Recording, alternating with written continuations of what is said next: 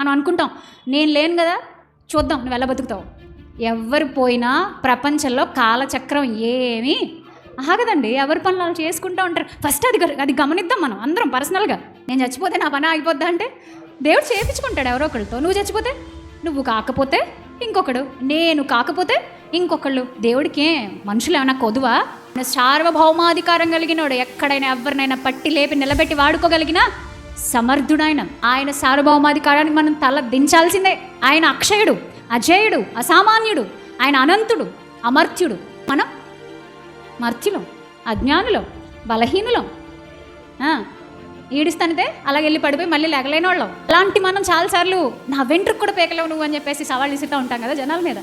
ఏం చూసుకుని అతిశయపడతారో, ఏం చూసుకుని రేగిపోతారో అర్థం కాదు. కానీ దేవుడిచ్చిన పనిని చివరి వరకు చేపడితే ఉండే ఆ ఆనందమే వేరండి. నమ్మకంగా చేసి కన్ను మూస్తే వచ్చే ఆనందమే వేరు.